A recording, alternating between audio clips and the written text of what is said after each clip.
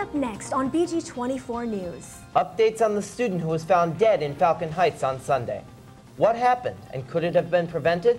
BGSU students often call their meal plan monopoly money. Critics say students with meal plans might be learning poor spending habits. BGSU athletics has struggled with attendance in the last decade. See how they're trying to pump up Falcons. These stories and more next.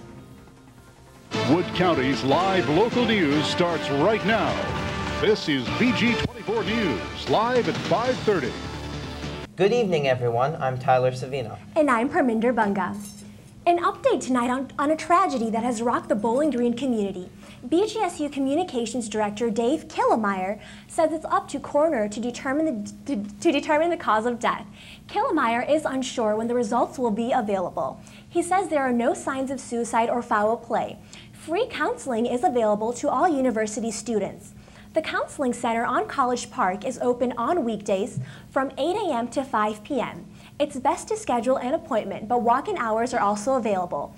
Those are weekday afternoons from 1:30 p.m. to 4 p.m. Police are cracking down on several minors who are believed to be involved in a local hate crime. Police say 4 male juveniles are connected to a chalk graffiti incident. They say it happened between Saturday night and Sunday morning. The words "white power" were chalked on the driveway of BG men's basketball coach Lewis Orr. That's on Pine Valley Drive. The individuals told police the graffiti was intended as a prank. Another racially charged message was found on Monday afternoon on East Mary Avenue. Police have not yet determined if the incidents are related. Members of one sorority aren't allowed back into their house until tomorrow. A water pipe burst on the 3rd floor of the Chi Omega house on Tuesday. As you can see in this picture, the water flowed into other parts of the house. 16 students reside in the building. The university offered the girls rooms in Harshman, but many of the girls decided to live with friends instead. Some BGSU students just don't care about living the BG spirit. BGSU athletics officials say they're working to re-energize the Falcon spirit. At this weekend's game, BGSU students brought a whole new meaning to Fairweather fans. Falcons and their families flocked to the nearest exit as soon as it started raining. Is weather the only reason students haven't been going to games? Athletic Department's promoting assistant, Alex Fuller, says the distance between the games and the students is the biggest problem. I think a lot of it has to do with them walking over here, because obviously most of the athletic events are on the opposite side of where they are now. So we've provided them with shuttles, which runs throughout all the football games, and we will have it for the basketball games as well. Some students aren't bothered by the distance. It's a lot of fun to attend the sporting events because you sit in the student section and you get a lot of your friends around you and you just have a good time cheering on the teams, and you get that whole hyped up feeling of everybody's really involved and really excited to just cheer on the athletes. Attendance isn't just important to the students, it's important to the players as well. Actually, the last game against Miami, it was a great turnout. Actually, we had about 20,000 people there, and there's a lot of students there, and that helps us a lot on the field. Brings a lot of spirit and motivation, and gets us all pumped up and fired up, and ready to go out there and play and get the victory. We're bringing different organizations from campus on to do certain things like halftime shows, singing for national anthem singers. This Saturday we have the Alpha Phi Alphas coming to do a step show. So we're bringing different organizations on campus to also help us with athletic events. Be sure to check out all of the athletic department's interesting events. This is Carly Ranks reporting for BG24 News. Thanks, Carly. If you want to attend the next athletic event, check out BG24 Sports later in the show.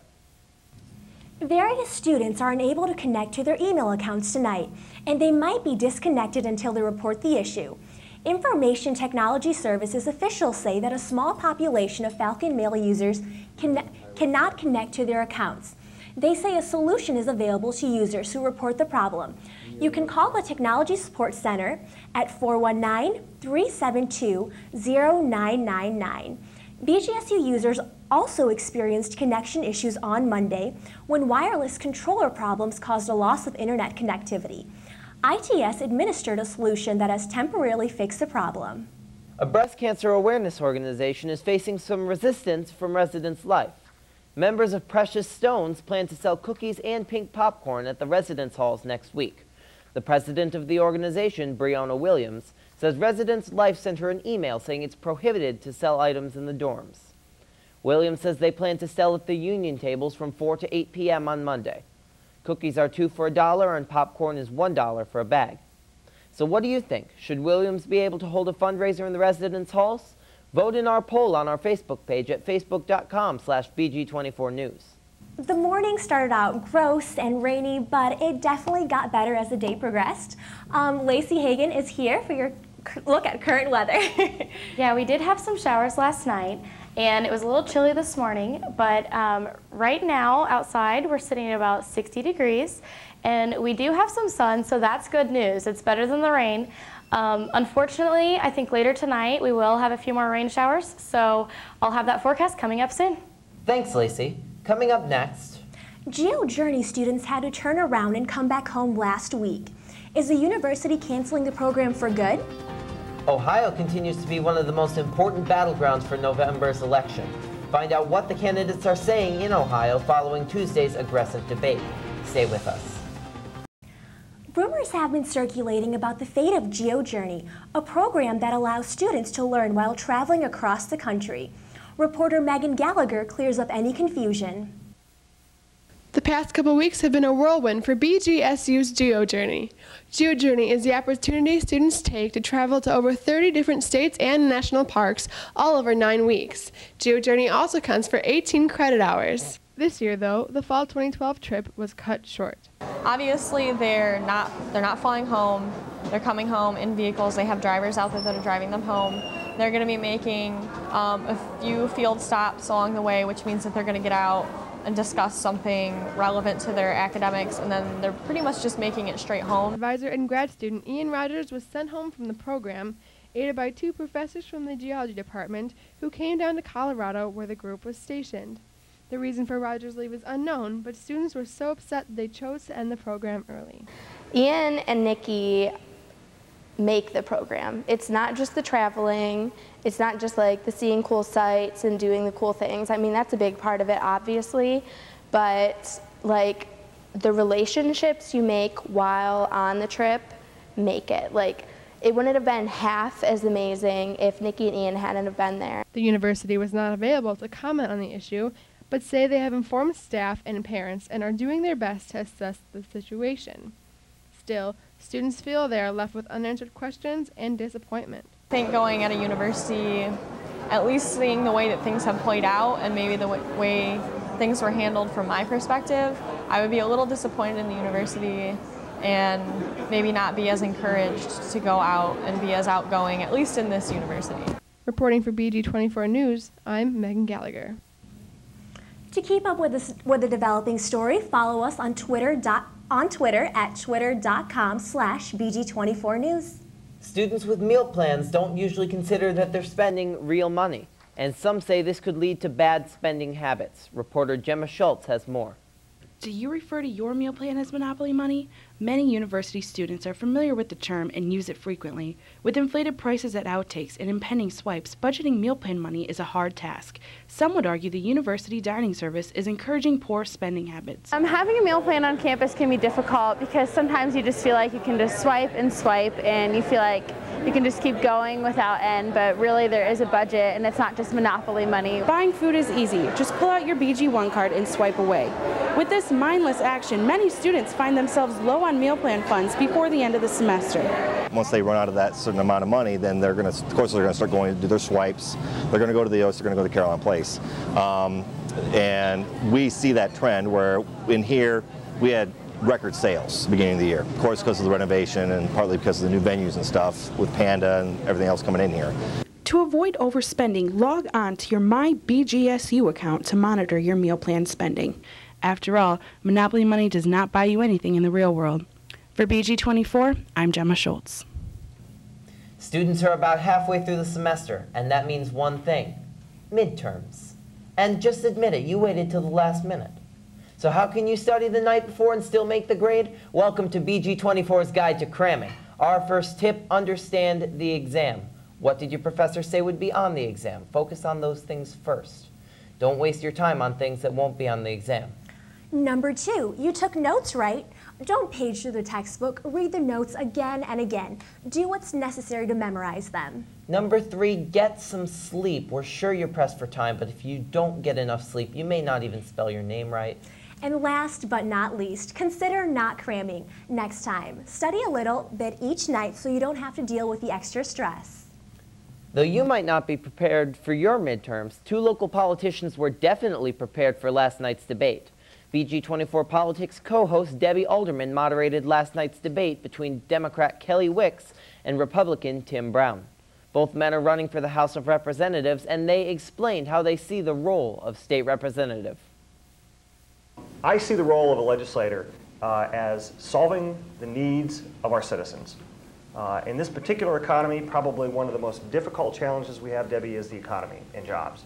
And what we can do to further job growth, to create an environment where there is less government regulations, and to hopefully encourage our local businesses to expand and be able to hire students when they're graduating. It's the role of the representative itself that makes me so excited about running for office. If you look, the mission statement of a state representative is to be a voice for the people in Columbus at the People's House. And so the real role is to spend a couple days in Columbus taking care of legislative matters that Tim discussed, and the rest of the time it's about being an active participant in your community, learning about what the people are really concerned about, and addressing those issues in Columbus. For the full debate, check out our website at bg24news.org. Coming up next. It's been almost 48 hours since that second presidential debate. Did the debate impact the polls? We'll bring you the most up-to-date numbers. Something in this video from a college football game in Michigan will change a person's life. We'll tell you what when we return. Stay with us. Now, Wood County's live local forecast with BG24 Black Swamp weather. Hi, Lacey Hagan here with a look at your Black Swamp forecast. If you look outside, we're about 60 degrees and we do have mostly sun. There's really not much humidity outside right now, so pretty much it's going to feel right at about 60, although we do have a little bit of a breeze. Southwesterly winds at about 17 miles per hour, but we don't really have much humidity, so it's feeling pretty much like 60 degrees. For tonight's forecast, though, we will increase our humidity, which will give us the chance for maybe some late showers, but that won't be occurring until about after midnight. We'll be getting down to about 44 degrees, and we'll still have a little bit of a breeze out there, about 15 miles per hour. So for tomorrow's forecast, we'll be getting to about 54 degrees, and we'll still have some lingering showers. We'll have about a 50% chance of showers tomorrow. And we'll still have a little bit of a breeze. For tomorrow night's forecast, we'll get down to about 41 degrees, and we'll still be having those lingering showers, which they should be pretty much clearing up by Saturday morning. We'll have an 86% humidity out there, so with all that water in the atmosphere, we definitely have the chance for rain. So if you take a look at our average temperature for this time of the year, we're usually about 62 degrees, which is what we've been hitting, maybe a little bit lower these upcoming days because of the rain showers that we'll be having, but we're pretty much right about there, and you know, the average getting down to about 39. For a record high, though, in 1938, we actually reached 83 degrees, which is quite a stretch for the weather we've been having now. The record low, we've got down to 22, and that was in 1976. So if you take a look out at the map here for the precipitation, you can see that this stretch of precipitation we had was last night, and we have a little bit more coming from the west, and that'll hit later this evening, but really only about a 30% chance, so nothing major, no thunderstorms expected, just a few showers. For our temperatures, we can see that we are in the mid-60s in most of the areas around us, but if you travel out a little bit more east, a little bit cooler, we will be getting those cooler temperatures though tonight after our rain. For our wind speeds, we are at about a little bit over 10 miles per hour, so nothing too major, and we shouldn't really have any major wind tonight.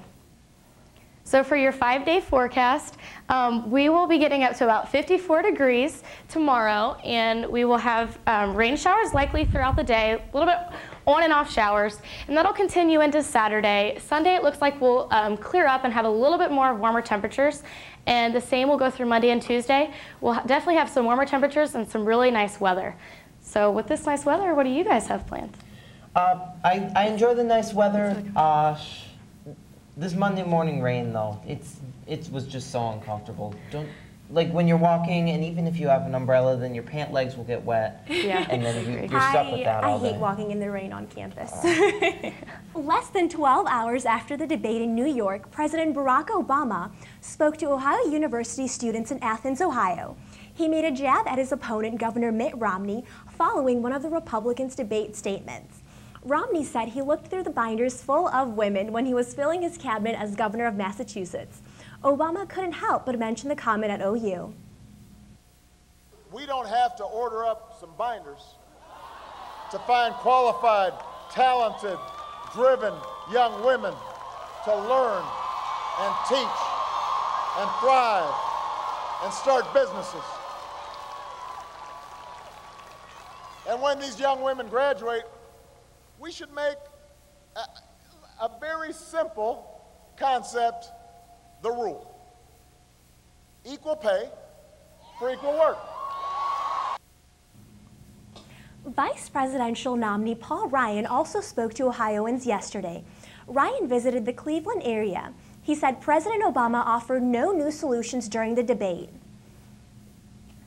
Well, Mitt Romney had a fantastic first debate. He laid out a vision for the country. What we saw was we were able to cut through the clutter of all these 30-second attack ads, and we saw a leader. And last night, same thing. Cut through the clutter of all the attack ads, and what did we see? We saw a president offering not a single new idea on how to turn things around. The most recent poll numbers don't yet reflect much change since the first debate. The real battle lies within the swing states, and Ohio is one of them. The winning candidate needs a total of 270 electoral votes to win. An Ohio soup kitchen owner seems to have had it with politics.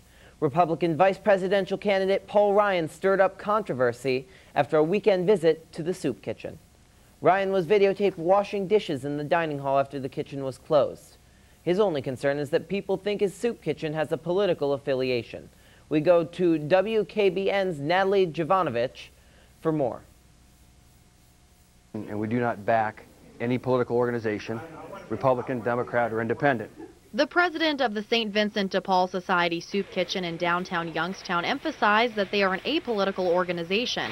But the question remains, were the images of vice presidential candidate Paul Ryan washing dishes fake or real? I do want to clear the air that he did come in after the kitchen was closed, and he did wash 2 or 3 pans that were dirty. From what I was told, he was told that the serving would be done, and in so many words, asked to save some pans, and they came in and washed a couple of pans and left. Antal says he contacted the Washington Post. The first national media outlet he saw that had insinuated Ryan's photo opportunity was staged. Now the media attention has, according to Antal, spun out of control.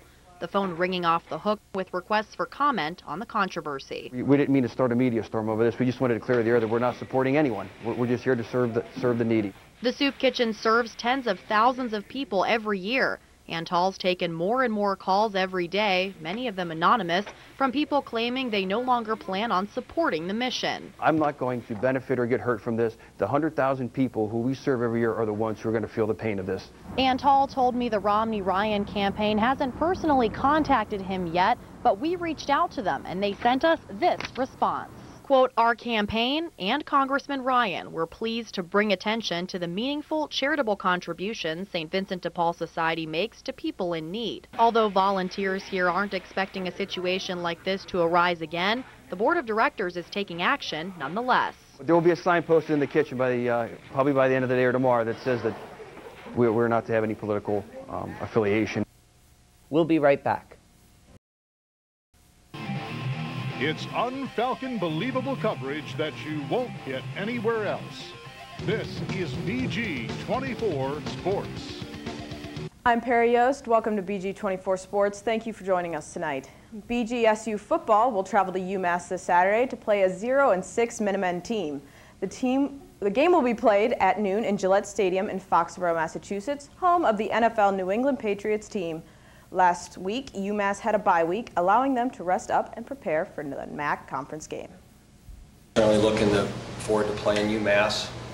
It's a great venue to be able to play at Gillette Stadium, where the New England Patriots play. And I think they're a very dangerous football team. It'd be very easy to just look at their record. And the truth of it is they've played a very, very competitive schedule. They're improving. I think they have some very talented football players. They have a very veteran, experienced coaching staff. It's always a little nerve-wracking preparing for a team coming off a bye week, knowing that they've had 2 weeks to get rested and heal up a little bit. Now over to women's soccer. The Falcons have 2 road games this coming weekend. On Friday, the team will play at Ball State against a 7-5-4 Cardinal team. On Sunday, BGSU will travel to Miami University to play the MAC rival Redhawks, whom have beaten the Falcon team in all 3 of their latest meetings. Kickoff for Friday is 4 p.m. and Sunday is at 1 p.m. To swimming now. Over the weekend, Falcon swimming raced at the Tom Stubb Relays. Senior Emily Bennett helped set meet records in 2 of those relays, the 3x100 backstroke and the 400 medley relay, helping her to be named MAC Conference Women's Swimmer of the Week for the first time in her career. Congratulations, Emily.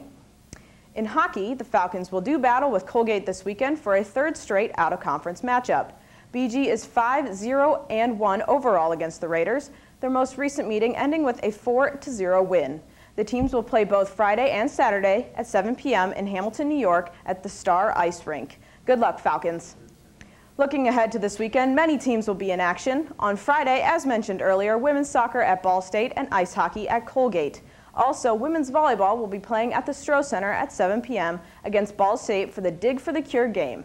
On Saturday, football will be at UMass, men's soccer will be at Northern Illinois, ice hockey will once again be at Colgate, and volleyball will be playing MAC rival Toledo at home, so make sure to head out and support your Falcons on this busy weekend. A school mascot at Davenport University in Grand Rapids, Michigan is about to change someone's life. Take a look. You are the love of my life.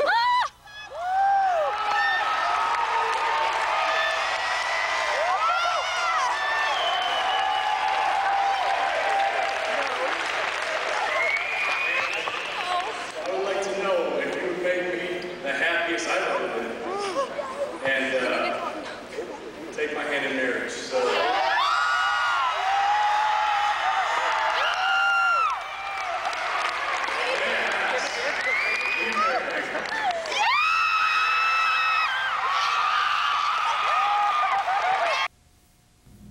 That's adorable. Craig Heatherly was dressed as a school mascot. He faked an injury and, as you saw, proposed to his girlfriend, Linnea Haas. Haas is a dance coach at the university. Heatherly said it was something he'd been considering for a long time, and the idea hit him one day while driving. Now, Lacey Hagan's back for a last look at weather. Lacey? Well, it looks like we've had a break from the rain showers that we had last night, but if we take a look at the forecast, we're definitely going to be getting some rain tomorrow and into Saturday, but throughout the rest of the weekend, it looks like we'll be getting some more sun. Thank you for watching. If you have any comments or story ideas, check out our BG24 News website at bg24news.org. We'll see you on Tuesday. Good night, everyone.